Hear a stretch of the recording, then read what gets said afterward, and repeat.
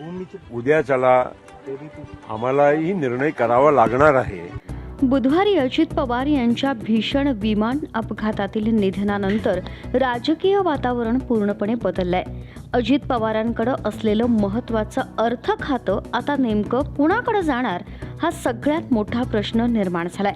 23 फेब्रुवारीपासून अर्थसंकल्पीय अधिवेशन सुरू होत असून याच अधिवेशनात राज्याचा अर्थसंकल्प कोण सादर करणार याकडे सर्वांचं लक्ष लागलंय।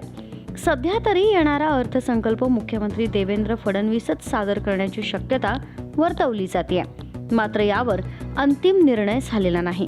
दरम्यान या सगळ्या पार्श्वभूमीवर आज मुंबईत मुख्यमंत्री देवेंद्र फडणवीस यांच्या वर्षा निवासस्थानी राष्ट्रवादीचे 3 मोठे नेते दाखल झालेत। मंत्री छगन भुजबळ, राष्ट्रवादीचे प्रदेशाध्यक्ष सुनील तटकरे आणि ज्येष्ठ नेते प्रफुल्ल पटेल यांनी मुख्यमंत्र्यांची भेट घेतली। 1.5 तास ही बैठक झाली।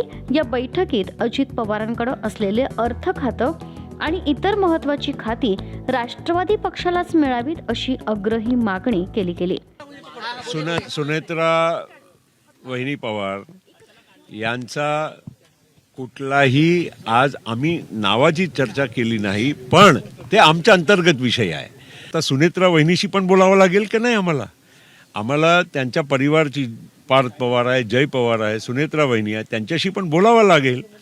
आम्ही त्यांच्याशी बोलणार आहोत, पण आजच्या दिवस किमान त्यांच्या घरचे जे कार्यक्रम आहे ते आटोपून मग आम्ही त्यांच्याशी शक्य असेल तर रात्री किंवा उद्या बोलायचा प्रयत्न करू आणि लवकरात लवकर ही जागा आम्हाला भरायची आहे। आणि मी हे पण परत सांगतो की माझी पण भावना आणि आमच्या पक्षातल्या आणि जनतेची जी भावना आहे त्याच्या अनुरूपच आमच्या योग्य निर्णय होणार आहे।